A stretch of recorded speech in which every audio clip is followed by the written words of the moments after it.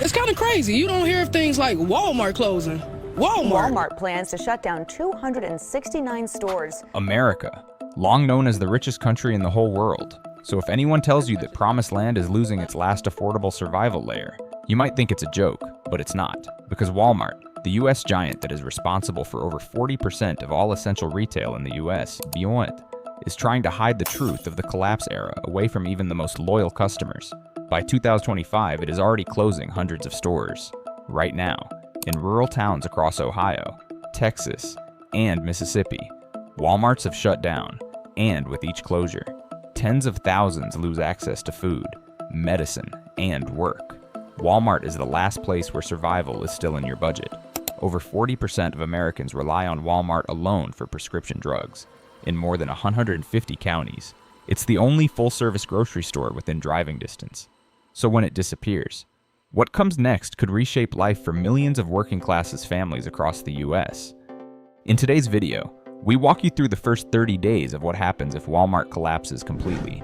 If you think that fall down isn't related or doesn't affect your life, you might want to consider again, because the consequences harm more than just its consumer. Don't look away. If you've ever depended on a single product to get through the month, you'll want to know just how close we are to losing it all. This is the Downturn Report, where the truth gets personal. Week 1, a system starts to shake. What happens when a country loses its most ordinary habit every week? Over 240 million people walk into a Walmart across the United States.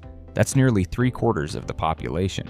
Not for luxuries, just for the very simple things that can feed their family, such as milk, medication, pet food, motor oil, diapers, everything in one single trip. And it feels like you have the world wrapped around your fingers, shopping there. It's the rhythm of survival, especially in places where there are no alternatives. So when more than 300 Walmart locations suddenly shut down in 1 week, the effects don't look dramatic at first.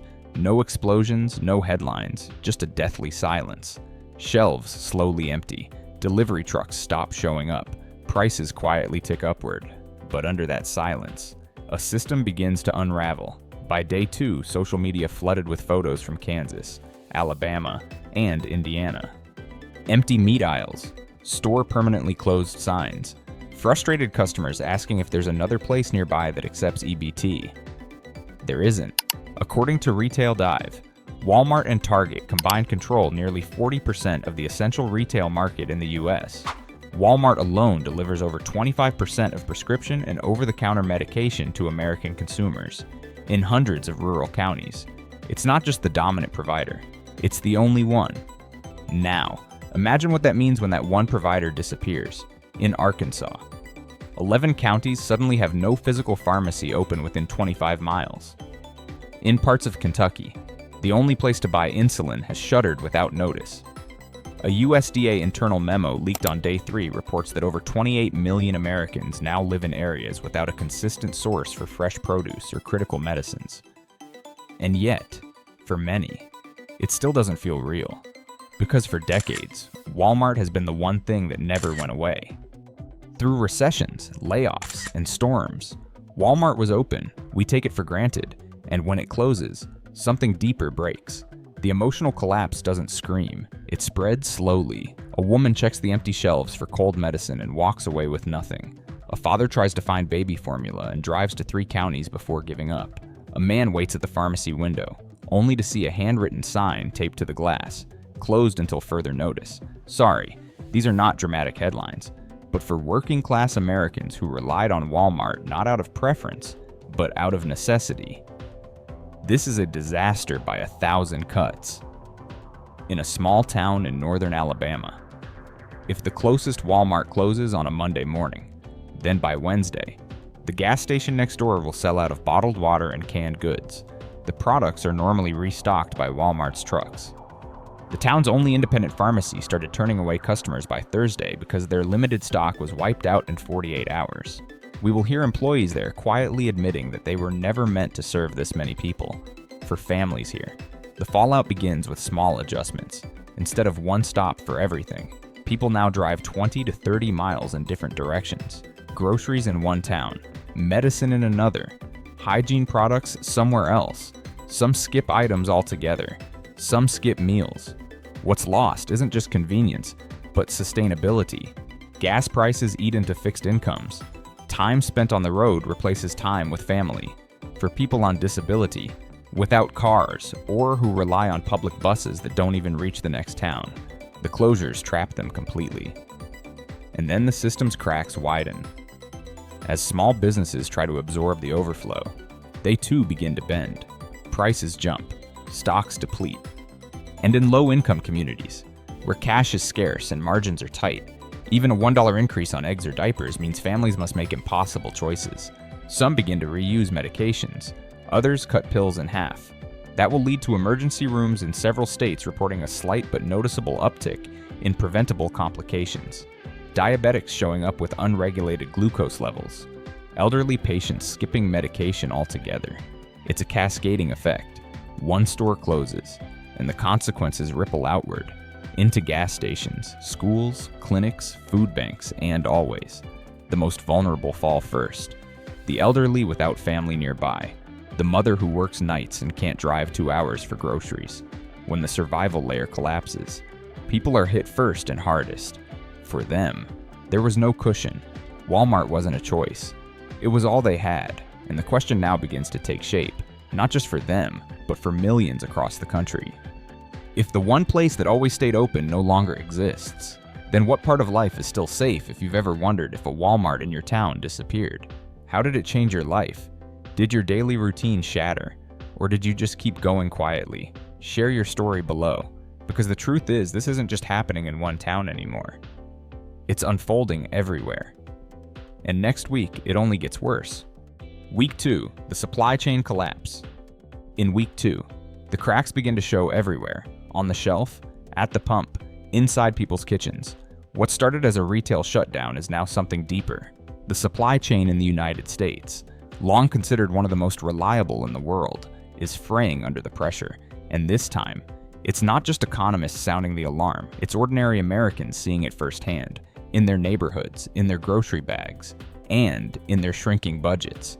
Milk is gone, rice is wiped out, medicine is now nowhere found. In big cities like Phoenix and Atlanta, we will see people queue outside small grocery stores before dawn, only to be told that shipments haven't come. A mother with 2 toddlers is turned away after standing for hours in some locations. Food trucks arrive half full. Local store owners apologize, then raise prices overnight. They are not greedy. They are just humans struggling to survive at the end of the day. In rural counties, the collapse is harsher. Walmart was more than a store for its residents. It was the distribution center, the pharmacy, the hardware aisle, the grocery lane, and sometimes even the clinic, all in one. Without it, the ecosystem built around accessibility and affordability begins to fall apart piece by piece. Small stores try to pick up the slack, but they don't have supply contracts, fleets of trucks. They also don't have the ability to place large orders. Independent grocer in West Texas will have to admit they've started rationing daily products. They had never had to do that before, and they don't know when the next shipment will arrive. The Department of Agriculture notes that in the span of 10 days, food prices have jumped an average of 7.4%. That's not a prediction. It's already here. Eggs are $6 a dozen in Oklahoma. A gallon of milk in parts of Nevada now costs $8. Incomes are flat. Unemployment is rising. Meanwhile, logistics companies are struggling. With Walmart's warehouses shuttered and transfer hubs offline, services like FedEx, UPS, and Amazon are all reporting delays, especially in rural routes. Some packages take over a week to arrive, as if they arrive at all. The pain is no longer just food. We will see its access to emergency medical supplies, oxygen tanks, dialysis filters, even refrigerated insulin shipments. Even at the moment, hospitals in low-density areas are already reporting shortages in basic equipment. Then soon, rural health facilities will have to delay patient care for lack of antibiotics and bandages. Nurses improvise. Doctors switch prescriptions. But it's clear, the chain is broken. And if you think that your urban areas are not spared, you might want to think again. We just suffer differently. City grocers, strained by skyrocketing wholesale costs, pass the burden on to consumers. Bread that cost $2.49 last month is now $3.99. Toilet paper is rationed again. In poorer neighborhoods, families can't afford to buy in bulk or travel to hunt for better prices. Instead, they pay more, get less, and hope the next store won't close too. Amid all this, tension grows. We already see videos of fights in supermarket aisles over the last bag of products go viral in COVID-19 era. Now, history might repeat itself, and it's just so sad to see our homeland get into that kind of situation again. Neighborhood message boards fill with warnings. Stock up now. Next week might be worse. Corner stores were looted after rumors spread that supply trucks wouldn't arrive for 10 days. For many low-income Americans, this isn't just an inconvenience. It's collapsing. Walmart wasn't a brand, it was their entire survival infrastructure. Affordable food, on-site clinics, tax services, tire centers, pharmacies. Without it, people feel stranded, unseen, and the worst part is they're too tired to be angry now. This quiet exhaustion is everywhere. Factories slow production because there's no one left to sell to.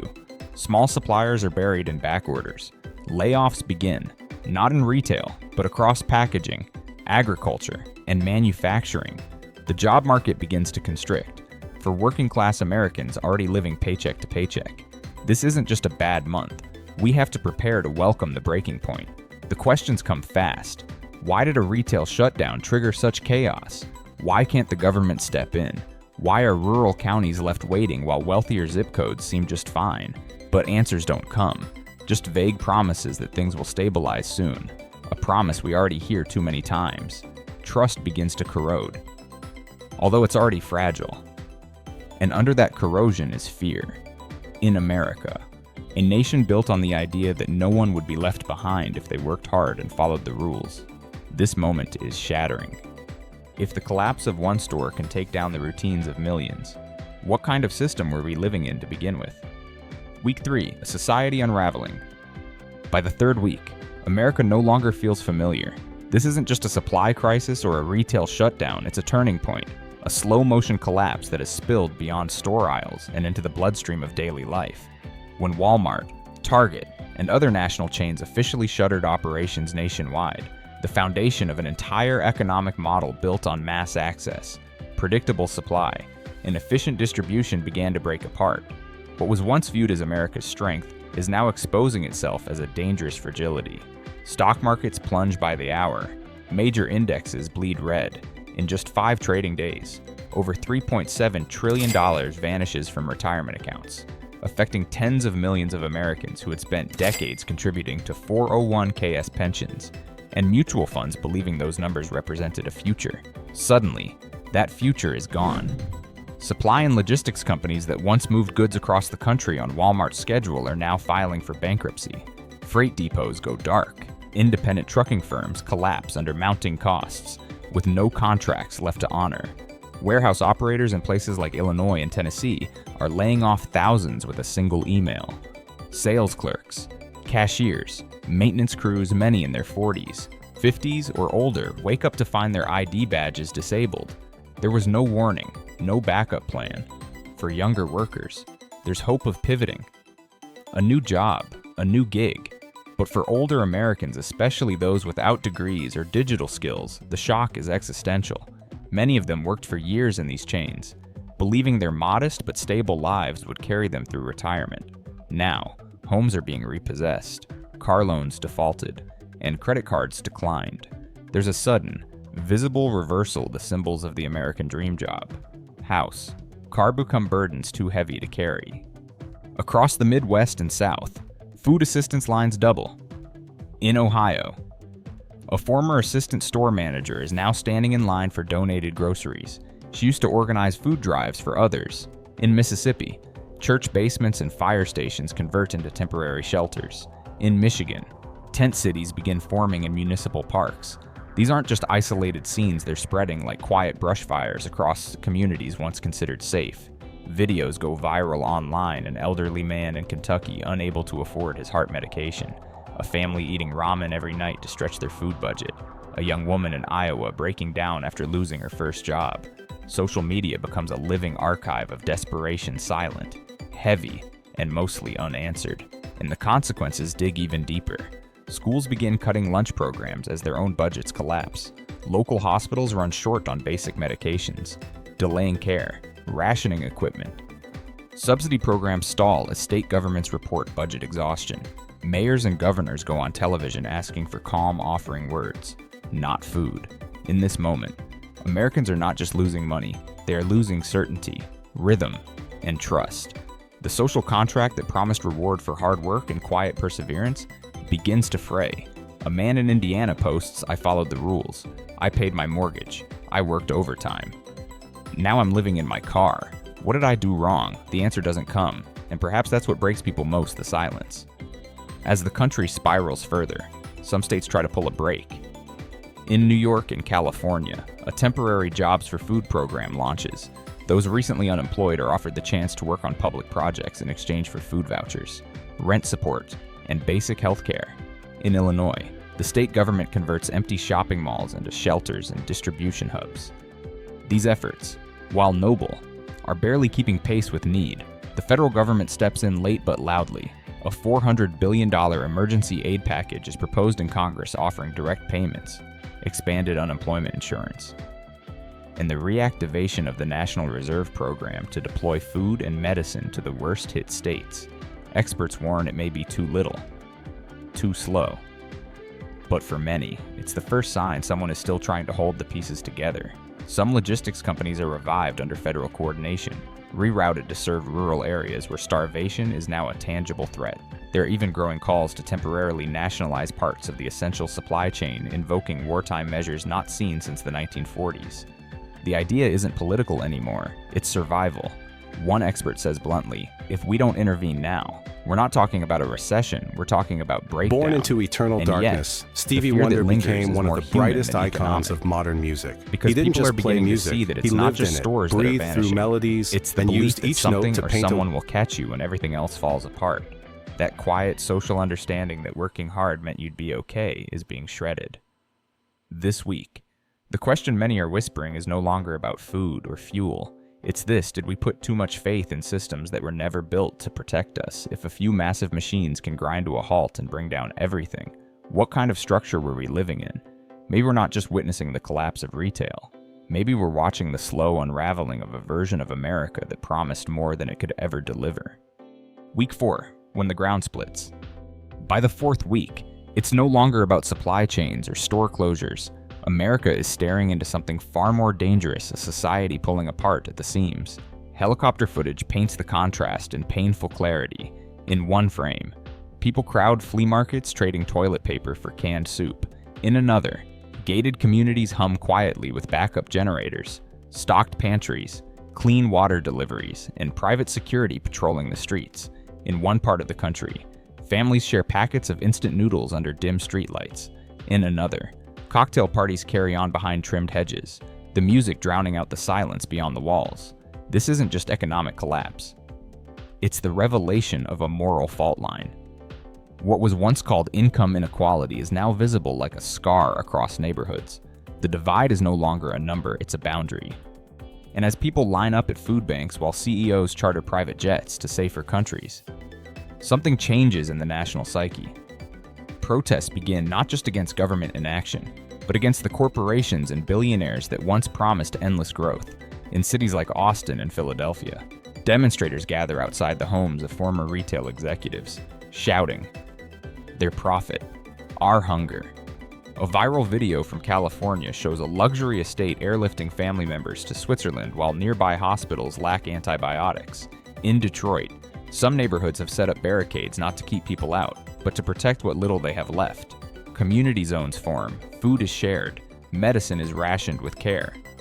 Small corner stores go back to bartering sugar for painkillers, milk for soap. Meanwhile, in wealthier areas, banks quietly hire armed guards. Servers go offline at data centers without warning. Private bunkers, once jokes in conspiracy circles, are now being discreetly staffed and stocked. It's no longer a rumor, it's a reality. The system is saving itself, but not for everyone. And so the real fear arrives. Not just hunger, not just joblessness, but abandonment, not by a government or a store, but by the very model of life we believed in. The truth pierces through the fog. If you're poor, your life is not a priority in this collapse. While children wait in line for free lunches that never come, some estates in Connecticut install backup water tanks and solar fortresses. In Mississippi, parents skip dinner so their kids can eat. In Ohio, emergency rooms turn away elderly patients because the last shipment of insulin never arrived. One nurse whispers, "I don't know what to tell them anymore." But even in this unraveling, people begin to find each other. Support networks bloom where stores have vanished. A man in Tennessee offers his garden's surplus vegetables to neighbors. In a small Florida town, retired mechanics fix broken bikes for free so people without gas can get to work. A grandmother in Oklahoma teaches 3 young mothers how to preserve food using techniques she learned during the 70s. This crisis has revealed the brutality of a centralized system, but also the quiet strength of decentralized care. When the big machines stop turning, it's the hands of ordinary people that Born start into holding eternal things darkness, together. Stevie Some Wonder states became begin to one of the act. brightest New York icons of expands modern its music. jobs for food He didn't just programming, play music, creating he lived in short-term it, public work breathed in through return for melodies, meals and rent used relief. each note to California deploys mobile medical units to towns without functioning clinics. Illinois opens state-run markets that use a dual-system food stamps or barter. The federal government pushes a second emergency bill to Congress, this time including partial oversight of major logistics chains and subsidies for family-run farms. It's slow, messy, and politicized. But perhaps it's a signal that the center has finally heard the crack forming beneath its feet. Still, one question lingers not on headlines, but in kitchen tables across America. How could 2 retail names, just Walmart and Target, carry this much weight, and if their disappearance could pull down entire communities? What does that say about the fragility of everything else? This isn't just about poor planning or corporate greed. It's about a system that lets so much power concentrate into so few hands that when they close their doors, tens of millions are left without a way forward. So what can be done not out of panic, but out of resolve? Start with 3 small shifts. First, diversify where you shop. Farmers markets, local grocers, small cooperatives. The people who live near you often grow. Cook. And trade more than we realize. They just need support before the crisis, not after it's too late. Second, prepare not with fear, but with thought. A few weeks of essentials clean water, dry food, medication, light, warmth, not to hoard, but to withstand. Stockpiling should not be selfish, it should be strategic. Third, and most importantly, build community. No government can feed everyone, but neighborhoods can. Support groups, chat threads, share bins, cooking circles. These are not luxuries in times like these. They are infrastructure, because if Walmart was the last place where an elderly woman could use her food stamps to buy milk, if Target was the only store where an out-of-work father could find affordable socks for his child, then we must ask, what kind of country are we if those places vanish and no one steps in? This video isn't about assigning blame. It's about taking the blindfold off. The system is real, but it's not invincible. And if we want it to work better, fairer, Born safer, into eternal darkness, more human, Stevie Wonder became one of the brightest icons of modern music. Have you ever stood in line line just for play food, music, wondering if there would be enough left? Through melodies, have you ever driven for hours note just to get medicine for your mother? Have you watched the shelves go bare while your bills keep coming? Tell us below. You're not alone. And your story matters. If this video moved you, share it with your parents, your friends, your community, not to cause fear, but to plant resilience. Because today we're still talking about Walmart and Target, but tomorrow, the conversation